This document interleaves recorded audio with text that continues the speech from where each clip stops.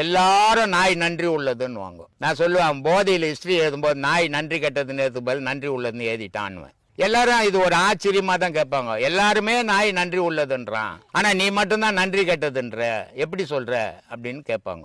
இப்போ ஒரு மாடு இருக்குது, ஒரு 10 மாடு, ஒரு பெரிய வெக்கா பிரிச்சு போட்டீங்கன்னா 10 மாடு ஒன்னா உட்காந்து சாப்பிடும். ஒரு பொடி சாதம் எடுத்து வச்சீங்கன்னா காக்கா 100 காக்கா ஒன்னா சாப்பிடும். ஆனா இந்த நாய்க்கு பாருங்க, ஒரு பொடி சோறு வச்சுன்னா இதாலையும் துண்ண முடியாது, இது குட்டியை கூட விட உருணும். தன்னுடைய இனத்தையே வாழ வைக்காத அது என்ன நன்றி உள்ள ஜீவன்? நான் வந்தா வாலாட்டம், பக்கத்து வீட்டுக்காரன் வந்தா கடிக்கும். எதுக்கு எனக்கு வாலாட்டுது, அவனை பார்த்தா கடிக்குது?